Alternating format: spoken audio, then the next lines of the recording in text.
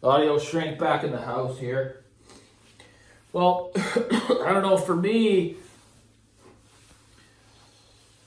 ripped off, I haven't been. I don't know how that could possibly be true, but I've always, when you're on the used market, there's just many things you have to learn about how you're going to buy, components, whether it be internationally or locally, right? And of course, we all know that there's e-transfer nowadays where you just wire people money. Well, it's a beautiful and very easy way to do transactions, but one has to be very wary. Of course, I've used it a lot of times, and as a seller, that's all I accept. I don't accept PayPal. I use PayPal to buy. That doesn't mean that they need to accept, goods and services, because there's friends and family as well, but you have no coverage. If you use friends and family, you have no coverage if the unit that you purchased has an issue and does not function as described, right? So for me, there's a lot of hidden print. There's a lot of fine print that you have to know about PayPal, which is pretty sad because it's all to do with the buyer. They're the ones that have all the privileges. The seller, you could do everything right. I don't know for all of you that don't know this, but a lot of experienced sellers online, you wonder why they don't accept PayPal. Well, here's one of the reasons, and the main reason, in my opinion. I've had this experience before. Can you believe this? If you send something to someone that is 100% exactly as you described it, functions 100%, condition is there, everything, that a buyer has up to 6 months to make a claim against you. That's for used goods. Can you believe it? So anything can happen in that time period. A month or two could go by and a guy has an accident, spills some water in the amp, or a kid goes over and drops it on a corner or whatever, right?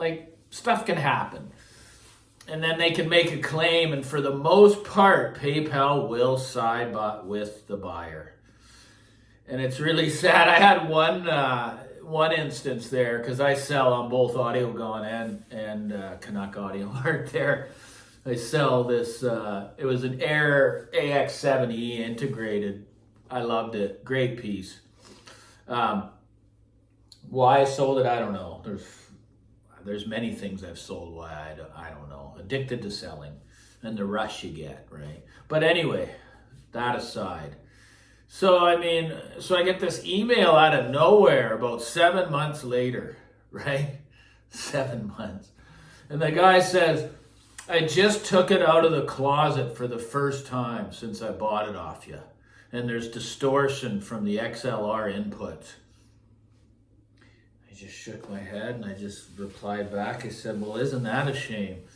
You might want to test things upon retrieval. The day that you get it, you test it, right? So, I just said, well, that's a shame. Sorry to hear. It's obviously he's trying to scam, right? I don't know anyone that would do that doesn't test something they buy on the used market. So he missed the window, so there's no claim he could make. But, I built up quite a reputation on these sites of all positive, not one negative or even medium feedback on AudioGone nor Canuck Audio Mart. Few hundred on Canuck Audio Mart. So people trust to send me the money to wire it, right? Or local, obviously, but I just don't accept PayPal. And I don't need to, because I've proven that I can deliver the goods, right? And that they're in good hands with me. So, if any of you guys are wondering how a safe way to go about it is, and there's another thing why PayPal is so flawed when it comes to a seller, just trying to do the right thing and deliver a product as described. A buyer could get that product and there could be some obsolete parts in it that he's after, right? May it be capacitors or whatever, certain parts or special topologies that, a guy died and they're just not available anymore. And that guy wants those parts, and he knows what he's doing. He's an electrical guy, and he opens that, strips those out, replaces them with cheap stuff, and then makes a claim saying the item is not as described. So, guys, there's so many ways that you can get burned that you really got to watch your back in that area. I'm just trying to make this more of an educative video. I'm sure a lot of you already know these things, but there's a lot of little tiny details that one needs to know, right? Because I've heard about these nightmares. The guy got his amp back, and he knew what was inside it, and it had all been changed, but he didn't take pictures, right, of the inside, which no one really thinks to do before they send it out. There's some really expensive, things, special topologies or circuits that you can't get that were proprietary when the designer or engineer died that are not available anymore, and they want them. So, yeah, I think this one's a good one for people, right? I mean, because there's people that are really active on the used market like I was, just constant, just buy, sell, buy, sell, buy, sell, buy, sell.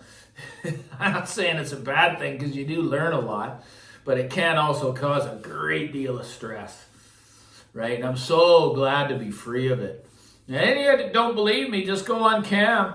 All the cammers, I know there's lots watching me because I've spoken with a few of them via email. They just don't comment. And either would I.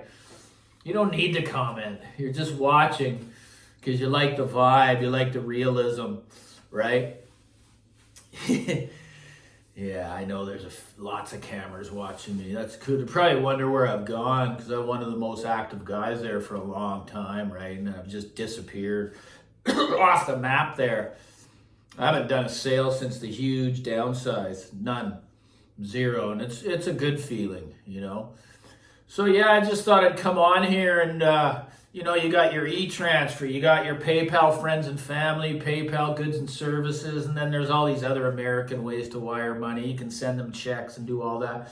If you're buying internationally, just use PayPal. If they don't accept it, just move on to something else. Just get your coverage, guys. And Cam, local used audio marts, just be wary. Sometimes the huge feedback that you're not even safe there. So I don't know.